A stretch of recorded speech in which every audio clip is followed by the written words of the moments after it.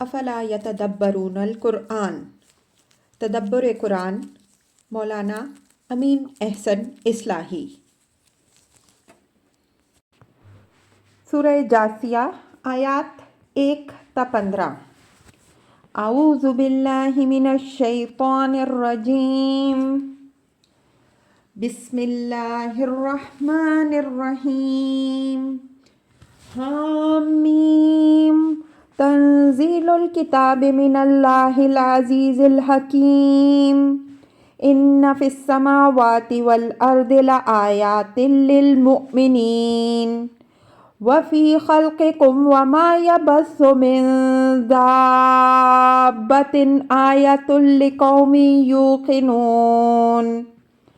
واختلاف اللیل والنہار وما انزل اللہ من السماء من رزق فأحیا به الأرض بعد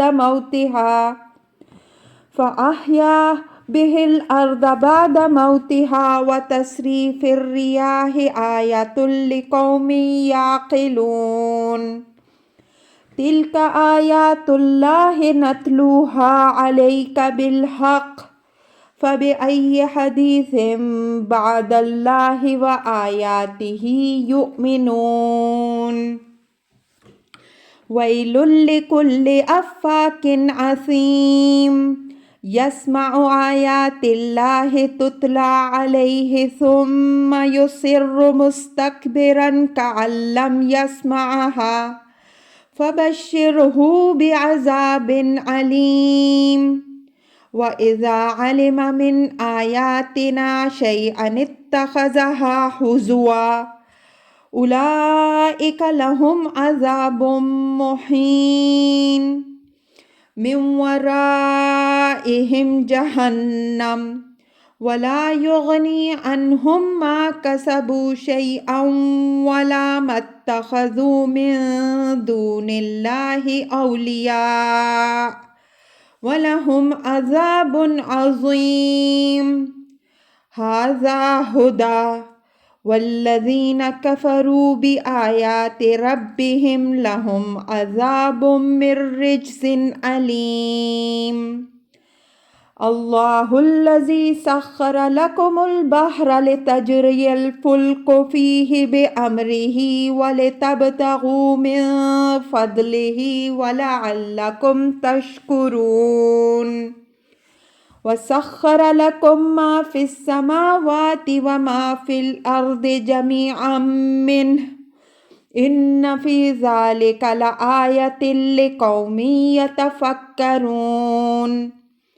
قل للذین آمنوا یغفروا للذین لا یرجون ایام اللہ لیجزی قوما بما کانوا یکسبون۔ من عمل صالحا فلنفسہ ومن اساء فعلیہا ثم الی ربکم ترجعون۔ ترجمہ: یہ حامیم ہے۔ اس کتاب کی تنزیل خدائے عزیز و حکیم کی طرف سے ہے۔ آسمانوں اور زمین میں ایمان لانے والوں کے لیے بہت سی نشانیاں ہیں، اور اسی طرح خود تمہاری خلقت اور حیوانات کے اندر بھی جو اس نے زمین میں پھیلا رکھے ہیں، ان لوگوں کے لیے بہت سی نشانیاں ہیں جو یقین کرنا چاہیں۔ اور رات اور دن کی آمد و شد میں اور اس کے ذریعہ رزق میں جو اللہ آسمان سے اتارتا ہے، پھر اس سے زمین کو زندہ کر دیتا ہے، اور اس کے مر جانے کے بعد اور ہواؤں کی گردش میں بھی بہت سی نشانیاں ہیں ان لوگوں کے لیے جو سمجھیں۔ یہ اللہ کی آیات ہیں جو ہم تمہیں بالکل حق کے ساتھ سنا رہے ہیں۔ تو اللہ اور اس کی آیات کے بعد اور کون سی بات ہے جس پر وہ ایمان لائیں گے؟ ہلاکی ہے ہر اس لپاٹیے گناہ گار کے لیے جو اللہ کی آیتیں سنتا ہے، اس کو پڑھ کر سنائی جا رہی ہیں، پھر وہ استکبار کے ساتھ اپنی روش پر ضد کرتا ہے گویا اس نے وہ سنی ہی نہیں۔ تو ان کو ایک دردناک عذاب کی خوشخبری سنا دو، اور جب اس کو ہماری آیات میں سے کسی بات کا علم ہوتا ہے تو اس کو مذاق بنا لیتا ہے، یہی لوگ ہیں جن کے لیے رسوا کرنے والا عذاب ہے۔ آگے ان کے جہنم ہے، اور جو چیزیں انہوں نے کمائی ہیں وہ ان کے ذرا کام آنے والی نہیں بنیں گی، اور نہ وہی ان کے کام آنے والے بنیں گے جو اللہ کے سوا انہوں نے اپنے لیے کارساز بنا رکھے ہیں، اور ان کے لیے ایک بڑا عذاب ہوگا۔ یہ اصل ہدایت ہے، اور جنہوں نے اپنے رب کی آیات کا انکار کیا تو ان کے لیے ایک دردناک عذاب ہے، کب کبھی پیدا کر دینے والی نوعیت کا۔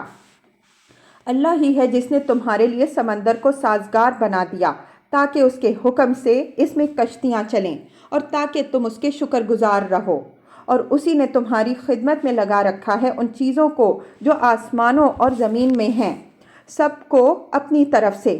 بے شک اس کے اندر نشانیاں ہیں ان لوگوں کے لیے جو غور کرتے ہیں۔ ایمان والوں سے کہہ دو کہ ان لوگوں سے درگزر کریں جو خدا کے بڑے دنوں کے ظہور کے متوقع نہیں ہیں، تاکہ اللہ ایک قوم کو اس کا پورا پورا بدلہ دے جو وہ کرتی رہی۔ جو کوئی نیک عمل کرے گا تو اس کا نفع اسی کے لیے ہے، اور جو برائی کرے گا تو اس کا وبال اسی پر آئے گا، پھر تم اپنے رب کی طرف لوٹائے جاؤ گے۔ الفاظ کی تحقیق اور آیات کی وضاحت۔ حامیم تنزیل الکتاب من اللہ العزیز الحکیم۔ اس سورہ کا بھی قرآنی نام حامیم ہے۔ اس نام سے موسوم صورتوں کے مطالب کے اشتراک اور ان کے مزاج کی ہم رنگی پر پچھلی صورتوں کی تفسیر میں ہم روشنی ڈال چکے ہیں۔ تنزیل الکتاب الی الآیہ۔ سابق سورہ کی طرح اس سورہ کی تمہید میں بھی قرآن کی عظمت و اہمیت کا حوالہ ہے، البتہ اس میں اہمیت کے بیان کا پہلو سابق سورہ سے مختلف ہے۔ لفظ تنزیل پر ہم اس کے محل میں بحث کر کے بتا چکے ہیں کہ اس کے اندر تدریج و اہتمام کا مفہوم پایا جاتا ہے، اور قرآن کے اتارے جانے کے معاملے میں اللہ نے جو اہتمام خاص ملحوظ رکھا ہے اس کی وضاحت اس کتاب میں جگہ جگہ ہو چکی ہے۔ یہاں اللہ تعالیٰ نے اس اہتمام خاص کے ذکر کے ساتھ ساتھ اپنی دو صفتوں عزیز اور حکیم کا حوالہ دیا ہے۔ عزیز کے معنی ہے غالب و مقتدر، اور حکیم اس کو کہتے ہیں جس کے ہر قول و فعل میں حکمت ہو۔ ان دو صفتوں کے اجماع سے یہاں دو باتیں واضح ہوئیں۔ ایک یہ کہ جس خدا نے یہ کلام اس اہتمام کے ساتھ اتارا ہے وہ کوئی ضعیف اور ناتواں اور عاجز و بے بس ہستی نہیں ہے، بلکہ تمام کائنات کا اختیار و اقتدار اسی کے ہاتھ میں ہے۔ یہ کسی سائل کی درخواست نہیں بلکہ تمام کائنات کے مالک حقیقی کا فرمان واجب الاذاں ہے۔ اگر اس کا کما حق کا احترام نہ کیا گیا تو لوگ یاد رکھیں گے کہ جب وہ لوگوں کو پکڑے گا تو کوئی اس کے ہاتھ پکڑنے والا نہ بن سکے گا۔ دوسری یہ کہ اللہ تعالیٰ عزیز اور غالب اور مقتدر ہونے کے ساتھ ساتھ حکیم بھی ہے، اس وجہ سے اس کا ہر قول و فعل حکمت پر مبنی ہے۔ اس کی حکمت کی شان اس کے اس حکیمانہ کلام سے واضح ہے، بشرطے کہ لوگ اس پر غور کریں۔ اس کی حکمت ہی کی ایک شان یہ بھی ہے کہ اگرچہ نہ قدرے اور نہ شکرے اس کے کلام اور اس کے رسول کی توہین کر رہے ہیں، لیکن وہ غالب و مقتدر ہونے کے باوجود ان کے پکڑنے میں جلدی نہیں کر رہا، بلکہ ان کو مہلت پر مہلت دیے جا رہا ہے تاکہ جن کے اندر کچھ صلاحیت ہے وہ اپنی اصلاح کر کے اپنے آپ کو اللہ کی رحمت کا مستحق بنا لیں، اور جو اپنی صلاحیتیں برباد کر چکے ہیں ان پر اللہ کی حجت پوری ہو جائے، حساب کے دن وہ کوئی عذر نہ کر سکیں۔ ان فی السماوات والارض لآیات للمؤمنین۔ یہ قرآن کی دعوت توحید اور اس کے انذار قیامت کے حق میں آفاق کے دلائل کی طرف اشارہ ہے تاکہ اس کا حکیمانہ کلام ہونا واضح ہو۔ فرمایا کہ قرآن لوگوں کو جس چیز کی طرف بلا رہا ہے اور جس چیز سے ڈرا رہا ہے اس کی نشانیاں آسمانوں اور زمین کے چپا چپا میں موجود ہیں، لیکن یہ نشانیاں کارآمد ان لوگوں کے لیے ہیں جو ایمان لانے والے ہوں۔ جو لوگ ایمان لانے والے نہ ہوں وہ سب کچھ دیکھ کر بھی اندھے ہی بنے رہتے ہیں اور روز نئی نئی نشانیوں کا مطالبہ کرتے ہیں۔ اگر ان کی طلب کے مطابق کوئی نئی نشانی دکھا بھی دی جائے تو اس سے بھی وہ قائل نہیں ہوتے بلکہ کسی دوسری نشانی کا مطالبہ شروع کر دیتے ہیں۔ اصل چیز انسان کا ارادہ ہے۔ اگر اس کے اندر حقیقت کی جستجو اور منزل کی طلب ہو تو خالق کائنات نے منزل مقصود کی نشاندہی میں کوئی کسر نہیں چھوڑی ہے۔ آسمانوں میں جگہ جگہ سگنل اشارے دے دیے ہیں اور زمین میں بھی قدم قدم پر رستہ دکھا رہی ہے کہ جو لوگ اپنی خواہشوں کے پیچھے بھٹکنا چاہتے ہیں ان کو نہ آسمان کے سگنل نظر آتے اور نہ زمین کے نشانات۔ وہ ہمیشہ آوارہ گردی کرتے رہتے ہیں اور اسی آوارہ گردی میں ان کی زندگیاں گزر جاتی ہیں۔ وَفِي خَلْقِكُمْ وَمَا يَبَثُّ مِن دَابَّةٍ آیَاتٌ لِقَوْمٍ یُوقِنُونَ۔ آسمانوں اور زمین کی نشانیوں کی طرف ایک جامع اشارہ کرنے کے بعد خود انسان کی خلقت اور اس کی پرورش کے لیے اللہ تعالیٰ نے اس زمین میں جو اہتمام فرمایا ہے اس کی طرف توجہ دلائی ہے کہ انسان اگر اپنی ہی خلقت کے تمام اطوار و مراحل پر غور کرے تو اس پر خالق کی قدرت، حکمت اور ربوبیت کے وہ حقائق واضح ہو جائیں گے کہ اس کے لیے نہ خالق کی توحید میں کسی شبہ کی گنجائش باقی رہے گی، نہ امکان میعاد میں، اور نہ جزا و سزا کے لازمی ہونے میں۔ جس خالق نے انسان کو مٹی سے اور پھر پانی کی ایک بوند سے ایسی اعلیٰ صورت بخش دی، اس کے لیے اس کو دوبارہ پیدا کرنا کیوں مشکل ہو جائے گا؟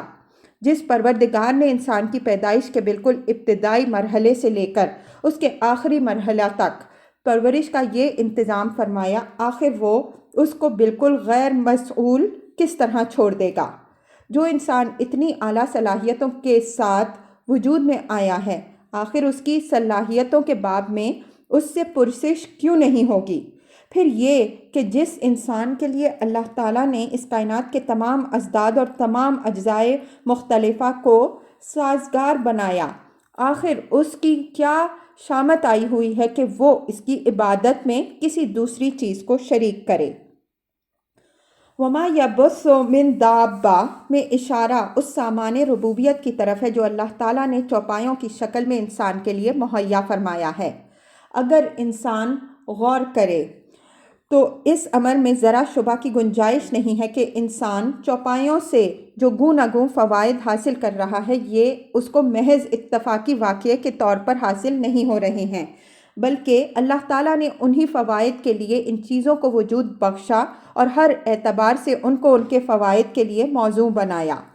انسان کو سواری اور بار برداری کا محتاج بنایا تو سواری اور بار برداری کے لیے نہایت موزوں جانور پیدا کیے۔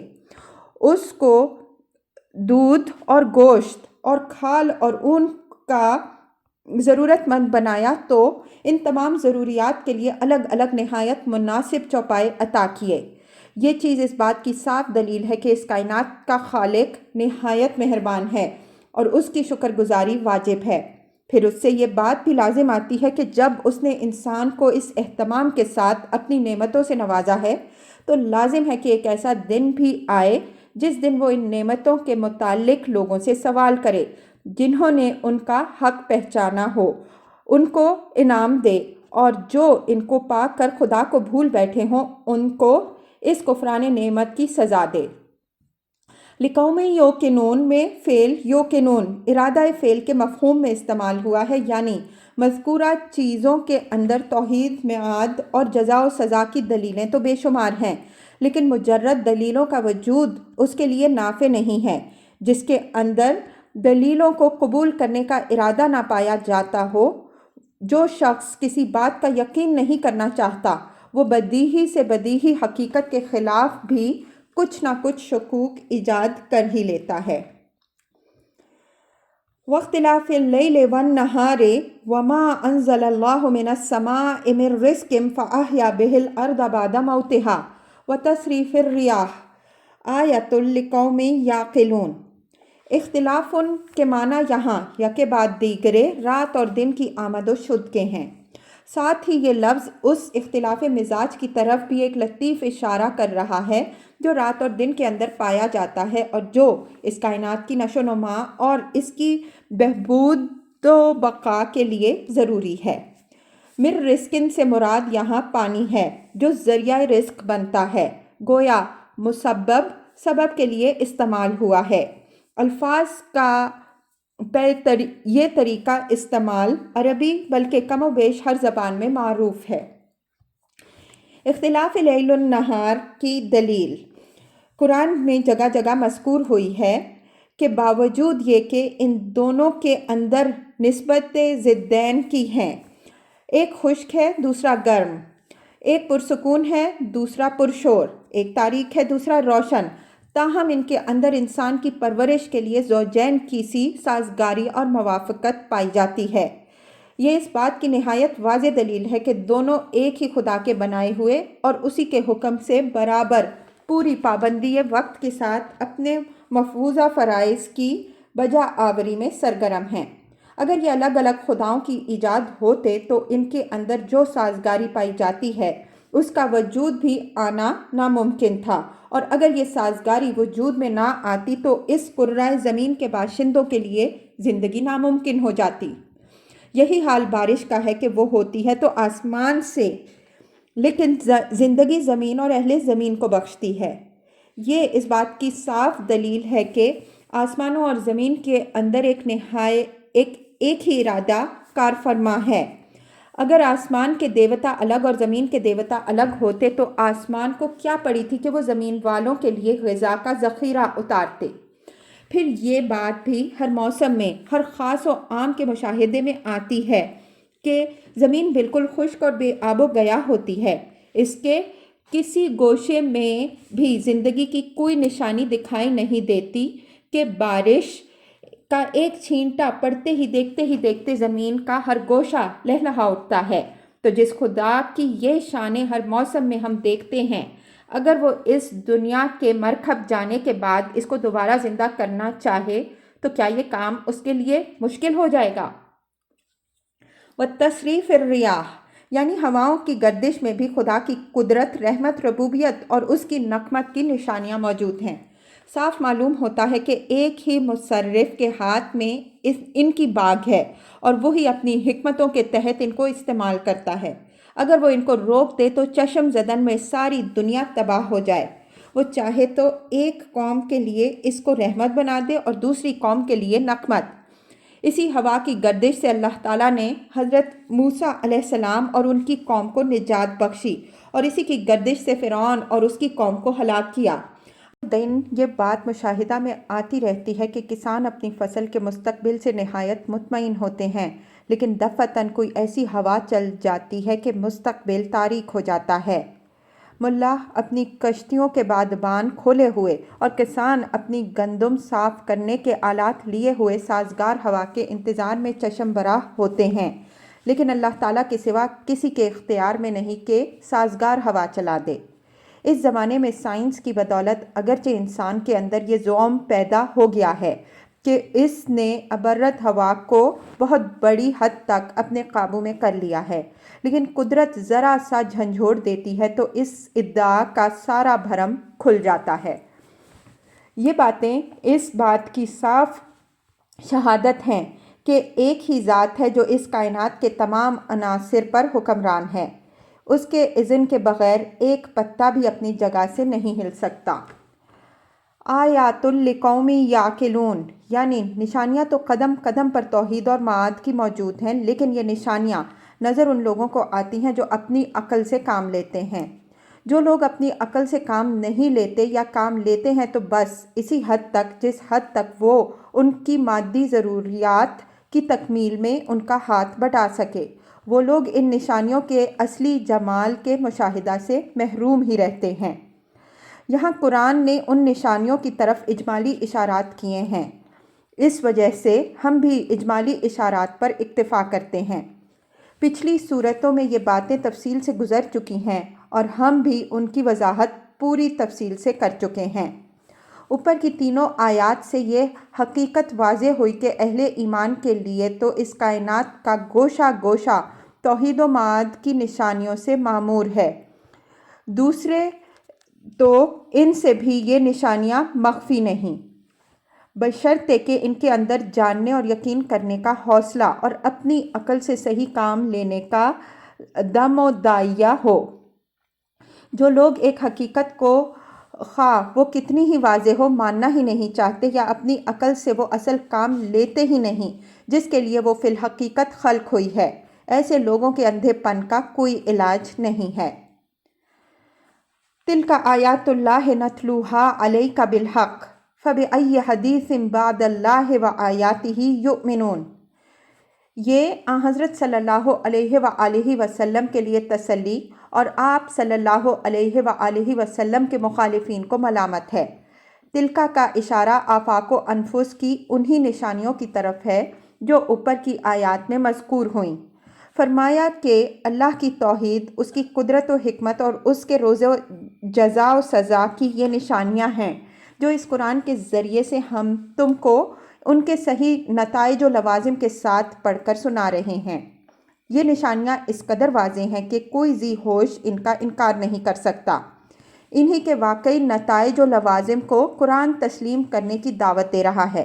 اگر تمہارے یہ مخالفین ان نشانیوں کے بدیہی نتائج کو تسلیم کرنے کو تیار نہیں ہیں تو اب ان سے زیادہ عقل اور دل کو مطمئن کرنے والی اور کون سی چیز ہو سکتی ہے جس پر ایمان لائیں۔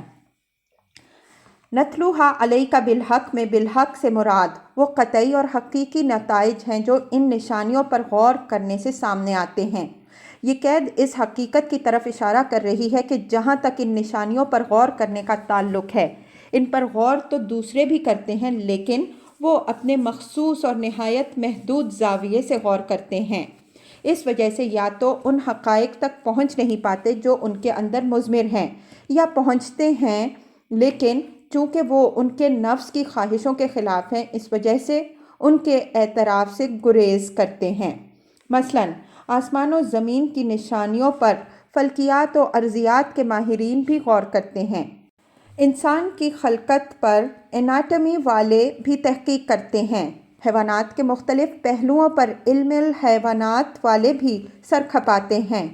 رات اور دن کی گردش، بارشوں کے اوقات و اثرات اور ہواؤں کے تغیر و تبدل پر موسمیات والے بھی بہت کچھ ہوا باندھتے ہیں، لیکن ان سب کا حال ان کی تنگ نظری کے سبب سے یہ ہے کہ یہ اپنی دوربینوں اور خوردبینوں سے تل کو تو دیکھ لیتے ہیں لیکن تل کی اوٹ کا پہاڑ ان کو نظر نہیں آتا۔ موسمیات والے یہ پیشن گوئی تو کر دیں گے کہ آگے 24 گھنٹے موسم گرم اور خشک رہے گا اور اس کی کوئی الٹی سیدھی توجیہ بھی کر دیں گے۔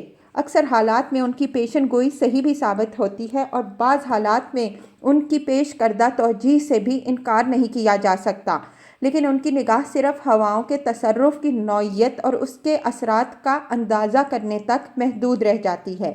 اس سے آگے بڑھ کر وہ اس سوال پر غور کرنے کی زحمت نہیں اٹھاتے کہ ان تصرفات کے پس پردہ حقیقی مصرف کون ہے اور اس کے حقوق و فرائض کیا ہیں۔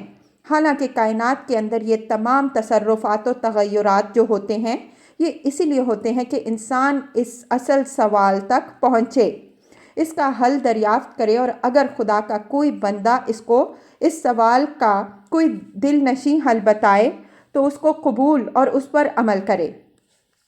قرآن نے ان نشانیوں کے انہی پہلوؤں کو خاص طور پر بے نقاب کیا ہے جو اصل حقیقت پر روشنی ڈالنے والے ہیں۔ اس وجہ سے اس کو نتلوہا علیک بالحق سے تعبیر فرمایا ہے۔ اس سے ایک بڑی اہم حقیقت یہ واضح ہوئی کہ قرآن کی دعوت جبر یا تحکم پر مبنی نہیں ہے بلکہ تمام تر آفاق و انفس کے واضح دلائل اور عقل و فطرت کے بینات پر مبنی ہے۔ جو لوگ ان کو نہیں مانتے ان کے نہ ماننے کی وجہ یہ نہیں ہے کہ یہ مخفی ہیں بلکہ صرف یہ ہے کہ وہ ان کو اپنے نفس کی خواہشوں کے خلاف پاتے ہیں، اس وجہ سے ان سے گریز کرنا چاہتے ہیں۔ جو لوگ اس مرض میں مبتلا ہیں ظاہر ہے کہ وہ کوئی بھی ایسی بات ماننے کو تیار نہیں ہو سکتے جو ان کی خواہش کے خلاف ہے، اگرچہ وہ سورج سے بھی زیادہ روشن ہو کر ان کے سامنے آئے۔ دوسری حقیقت یہ واضح ہوئی کہ اس کائنات میں سب سے زیادہ بدیہی بلکہ ابدع بدیہیات اللہ اور اس کی نشانیاں ہیں۔ جو لوگ ان کے منکر ہیں وہ کسی بھی حقیقت کو ماننے کے اہل نہیں ہیں، وہ محض اپنی خواہشوں کے غلام ہیں، اپنے پیٹ اور تن کے پجاری ہیں۔ اس طرح کے لوگ اگر کوئی نئی نشانیوں اور معجزات کا مطالبہ کریں تو ان کے مطالبات لائق توجہ نہیں ہیں۔ اس طرح کے اندھوں کی آنکھیں کوئی بڑے سے بڑا معجزہ بھی نہیں کھول سکتا۔ وَيْلٌ لِكُلِّ أَفَّاكٍ أَثِيمٍ يَسْمَعُ آيَاتِ اللَّهِ تُتْلَى عَلَيْهِ ثُمَّ يَصِرُّ مُسْتَكْبِرًا كَأَن لَّمْ يَسْمَعْهَا فَبَشِّرْهُ بِعَذَابٍ أَلِيمٍ۔ یہ اسی ملامت کے مضمون کی مزید توسیع ہے کہ جن لوگوں نے اس طرح تمام حقائق تلپٹ کر دیے ہیں تاکہ اپنی گناہ گارانہ زندگی کے لیے سند جواز فراہم کریں، ان کے لیے ہلاکی ہے۔ آفاق کے معنی ہے حقائق کی قلب ماہیت کر دینے والا، یعنی خدا کی نشانیاں اور اس کی آیات کو کسی اور حقیقت کی طرف اشارہ کر رہی ہوں، لیکن وہ محض اپنی خواہشات نفس کی بندگی میں اس حقیقت کی بالکل قلب ماہیت کر دے۔ اس کے مصداق اول تو قریش کے مشرکین تھے جنہوں نے محض اپنے نفس کی خواہشات کی پیروی میں دین ابراہیم علیہ السلام کو مسخ کیا، لیکن اس کے عام مصداق میں ہر دور کے وہ محرفین دین شامل ہیں جو اللہ کی آیات اور اس کے احکام میں اپنی خواہشات کے تحت تحریف کے مرتکب ہوئے یا ہو رہے ہیں۔ اثیم کے معنی گناہ گار کے ہیں، خاص طور پر حقوق و فرائض کے تلف کرنے والے کے ہیں۔ آفاق کے ساتھ اس صفت کا جوڑا اس حقیقت کو ظاہر کرتا ہے کہ حقائق کے قلب ماہیت کی اس سازش کے مرتکب وہی نابکار ہوتے ہیں جو خدا کے حقوق و فرائض کے ادا کرنے سے گریز اور اپنی معصیت کی زندگی پر اصرار کرنا چاہتے ہیں۔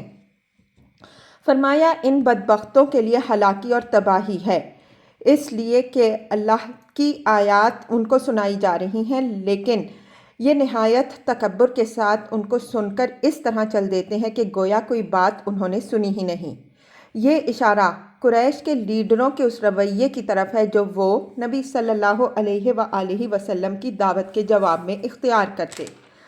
اول تو یہ لوگ مجلس نبوی صلی اللہ علیہ وآلہ وسلم میں جانے ہی کو عار خیال کرتے، لیکن کبھی پہنچ بھی جاتے یا حضرت صلی اللہ علیہ وآلہ وسلم خود ان کے پاس جا کر ان کو قرآن سناتے تو اس طرح کان جھاڑ کر اٹھ جاتے گویا کوئی بات انہوں نے سنی ہی نہیں۔ تتلا علیہ کے الفاظ سے ان کے جرم کی سنگینی کا اظہار ہو رہا ہے کہ اگر دعوت حق کسی کو پہنچی نہ ہو اور وہ اس سے غافل رہ جائے تو اس کے لیے عذر ہو سکتا ہے، لیکن وہ بدبخت خدا کو کیا جواب دے گا جس کے کانوں میں رسول صلی اللہ علیہ وآلہ وسلم نے خود جا کر اذان دی لیکن وہ بیدار نہ ہوا۔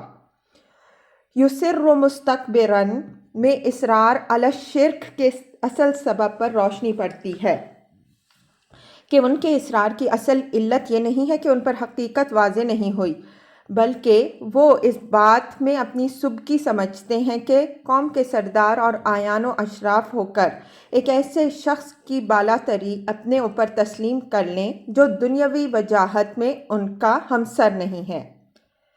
فَبَشِّرْهُ بِعَذَابٍ علیم، یہ اس ویل کی وضاحت ہے جس کا ذکر اوپر والی آیت میں ہوا ہے کہ اس طرح کے تمام مستکبرین کو ایک دردناک عذاب کی خوشخبری سنا دو۔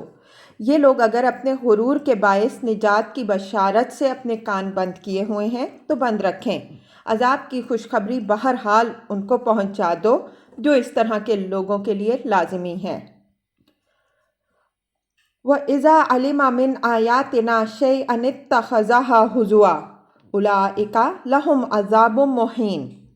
اوپر کی آیت میں مستکبرین کا وہ رویہ بیان ہوا ہے جو وہ اس وقت اختیار کرتے تھے جب نبی صلی اللہ علیہ وآلہ وسلم بذات خود ان کو قرآن سنانے کی کوشش فرماتے۔ اب ان کا وہ رویہ بیان ہو رہا ہے جو اس وقت وہ اختیار کرتے جب قرآن کی کوئی بات ان کو کسی اور واسطے سے پہنچتی۔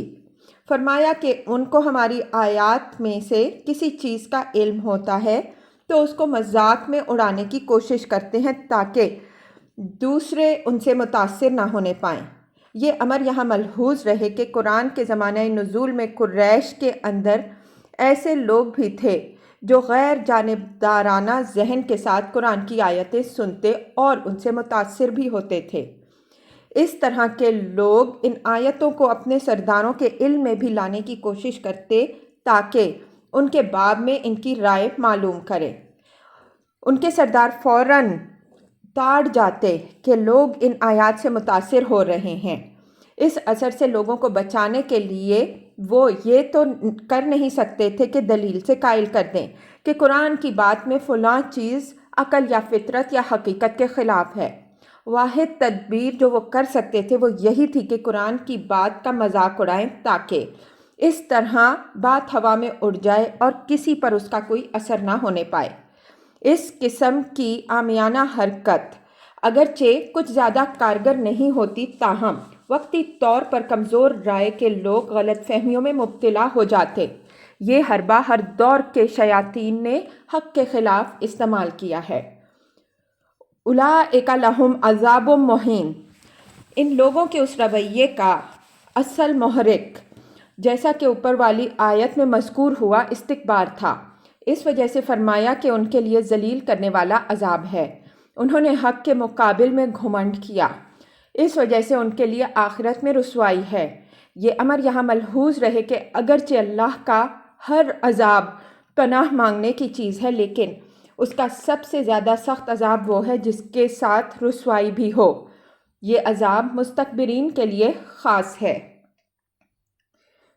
من ورائہم جہنم ولا یغنی عنہم ما کسبوا شیئا ولا ما اتخذوا من دون اللہ اولیاء ولہم عذاب عظیم۔ من ورائہ کا مفہوم ہمارے اردو کے ورے اور پرے کی طرح موقع و محل سے معین ہوتا ہے۔ اس کا مطلب آگے بھی ہو سکتا ہے اور پیچھے بھی۔ فرمایا کہ ان لوگوں کے لیے جہنم ہے جس میں یہ پڑیں گے، اور اس میں پڑنے کے بعد نہ ان کا وہ حرام اندوختہ ان کے کچھ کام آئے گا جو ان کے استکبار اور حق سے اعراض کا سبب بنا، اور نہ ان کے وہ مزعومہ شرکاء و شفعاء ہی کچھ کام آئیں گے جن کو انہوں نے اللہ کے سوا اپنا کارساز بنایا۔ وَلَهُمْ عَذَابٌ عَظِيمٌ، اور عذاب بھی کوئی ایسا ویسا نہیں ہوگا جو کسی طرح جھیلا جا سکے، بلکہ بہت بڑا عذاب ہوگا، اس کی ہولناکی کا اندازہ آج نہیں ہو سکتا۔ ھذا ھدی والذین کفروا بآیات ربہم لہم عذاب من رجز علیم، یعنی یہ قرآن اللہ کی نازل کردہ وہ ہدایت ہے، یہ ہنسی مسخری کی چیز نہیں ہے۔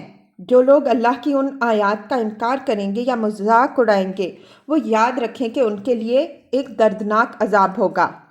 من رجسن کے الفاظ اس عذاب کی نوعیت واضح کر رہے ہیں۔ رجس اس سزا یا عذاب کو کہتے ہیں جو کب کبھی پیدا کر دے۔ مطلب یہ ہے کہ یہ کوئی معمولی عذاب نہیں ہوگا بلکہ نہایت دردناک ہوگا جو دلوں کو لرزا دے گا۔ اللہ الذی سخر لکم البحر لتجری الفلک فیہ بامرہ ولتبتغوا من فضلہ ولعلکم تشکرون وسخر لکم ما فی السماوات وما فی الارض جمیعا منہ ان فی ذلک لآیۃ لقوم یتفکرون۔ اوپر کی 4 آیتیں توحید اور معاد کے دلائل کے بیچ میں بطور تنبیہ و تذکیر آ گئی تھیں تاکہ قریش کے لیڈروں کو برسر موقع تنبیہ ہو جائے اور حضرت صلی اللہ علیہ وآلہ وسلم کو تسلی دے دی جائے۔ اب اس آیت میں اصل سلسلہ کلام کو پھر لے لیا۔ فرمایا کہ اللہ ہی ہے جس نے سمندر کو اس طرح تمہاری خدمت میں لگا رکھا ہے کہ وہ اپنے سینے پر تمہاری کشتیوں کو چلاتا ہے۔ بے امر ہی یعنی یہ بات خاص خدا کے حکم سے ہوتی ہے۔ اگر خدا کا حکم نہ ہوتا تو دیکھتے ہو کہ کشتی سے کہیں زیادہ چھوٹی چیزیں سمندر کے اندر ڈالتے ہی ڈوب جاتی ہیں، لیکن ہزاروں ٹن کا جہاز اس پر تیرتا ہے۔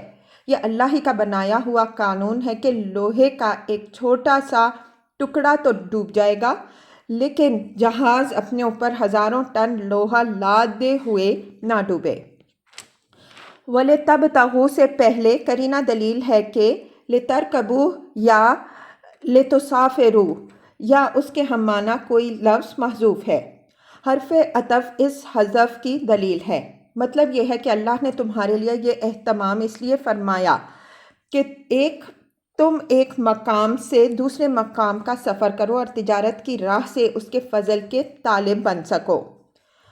وَلَعَلَّكُمْ تَشْكُرُونَ، یہ وہ اصل سبق ہے جو اللہ تعالیٰ کی ربوبیت کے ان مشاہدات سے ہر اس شخص کو ملتا ہے جس کے ضمیر اور جس کی عقل کے اندر زندگی کی کوئی رمق باقی ہے۔ فرمایا کہ اللہ نے اپنی پروردگاری کی یہ شانیں اس لیے تم کو دکھائی ہیں کہ تم اس کے شکر گزار بندے بنو۔ یہ امر یہاں ملحوظ رہے کہ شکر گزاری کا یہ جذبہ ہی خدا کی بندگی کی اصل ہے۔ سورہ فاتحہ کی تفسیر میں اس کی وضاحت ہو چکی ہے۔ وَسَخَّرَ لَكُم مَّا فِي السَّمَاوَاتِ وَالْأَرْضِ جَمِيعًا مِّنْهُ، اور خاص طور پر سمندر کی تسخیر کا ذکر فرمایا جو انسان کے مشاہدہ میں آنے والی چیزوں میں سب سے زیادہ زوردار اور بظاہر بالکل ناقابل تسخیر بھی ہے، اور کم و بیش ہر شخص کو اس کے سفر کا تجربہ بھی ہوتا رہتا ہے۔ اب یہ خاص کے بعد اس کائنات کی عام چیزوں کا حوالہ دیا ہے۔ اسی خدا نے آسمانوں اور زمین کی دوسری چیزوں کو بھی تمہاری منفعت رسانی میں لگا رکھا ہے۔ جمیعاً من، یعنی یہ ساری چیزیں اسی کے حکم سے بالواسطہ یا بلا واسطہ تمہاری خدمت انجام دے رہی ہیں۔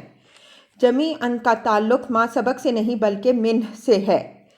ان میں سے کسی چیز کو بھی نہ تم نے مسخر کیا ہے نہ کسی اور نے مسخر کیا ہے، اور نہ یہ چیزیں بطور خود تمہاری چاکری کر رہی ہیں، بلکہ یہ جو کچھ بھی ہو رہا ہے تمہارے رب کی تدبیر سے ہو رہا ہے، اس لیے کہ وہ تنہا ہے جو ان تمام چیزوں کا خالق اور ان پر مصرف ہے۔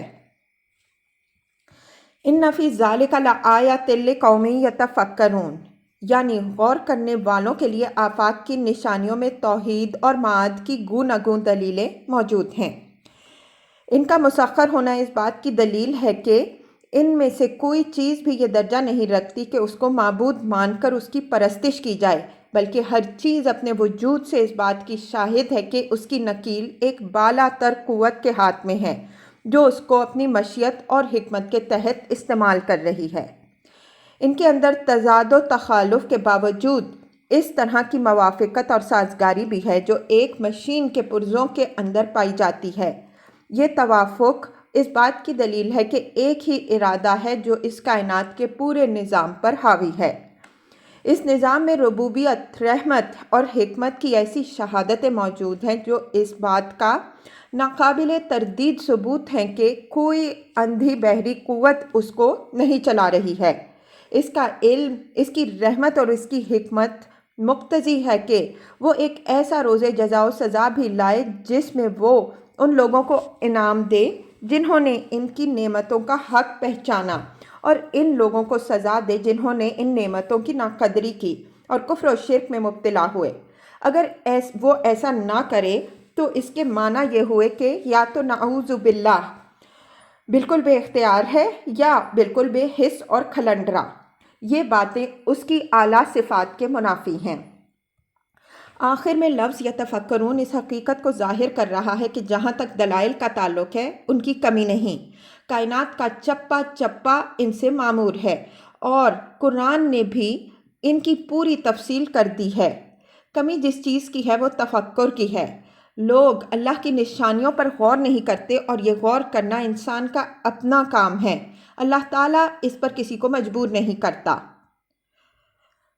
قُل لِّلَّذِينَ آمَنُوا يَغْفِرُوا لِلَّذِينَ لَا يَرْجُونَ أَيَّامَ اللَّهِ لِيَجْزِيَ قَوْمًا بِمَا كَانُوا يَكْسِبُونَ۔ یغفروا یہاں درگزر اور نظر انداز کرنے کے معنی میں ہے۔ ایام اللہ سے مراد اللہ تعالیٰ کے عدل و انتقام کے وہ تاریخی دن ہیں جن میں اس نے رسولوں کے مکذبین کو صفائے ارض سے نیست و نابود کیا ہے۔ قرآن میں قوموں کی جو تاریخ بیان ہوئی ہے اس میں ان ایام کا ذکر گزر چکا ہے، اور آگے بھی ان کی تفصیل آئے گی۔ لیجزیہ قومم میں قوم سے مراد یہی مخالفین ہیں جن کا ذکر اوپر سے چلا آ رہا ہے۔ اس لفظ کی تنکیر اظہار نفرت و بیزاری کے لیے ہے، جس طرح ام علی قلوب اقفالھا میں لفظ قلوب کی تنکیر ہے۔ جن لوگوں نے اس سے مسلمانوں کو مراد لیا ہے انہوں نے سیاق و سباق کی دلالت اور اسلوب کی بلاغت پر غور نہیں کیا۔ جس طرح اوپر آیت 6 مخالفین کی ضد اور ہٹ دھرمی پر نبی صلی اللہ علیہ وآلہ وسلم کو تسلی دی گئی ہے، اسی طرح اس آیت میں اہل ایمان کو تسلی دی گئی ہے کہ مخالفین کی اوچھی حرکتوں سے وہ دل برداشتہ نہ ہوں بلکہ ان کو ابھی نظر انداز کریں۔ ان لوگوں کو چونکہ یہ اندیشہ نہیں ہے کہ جس روز بد سے ان کو ڈرایا جا رہا ہے وہ فی الواقع ظہور میں بھی آنے والا ہے، اس وجہ سے یہ دلیر ہوتے جا رہے ہیں، لیکن اللہ اس قابل نفرت قوم کو اس لیے ڈھیل دے رہا ہے کہ یہ اپنا پیمانہ اچھی طرح بھر لیں تاکہ یہ اپنے کیے کی بھرپور سزا پائیں۔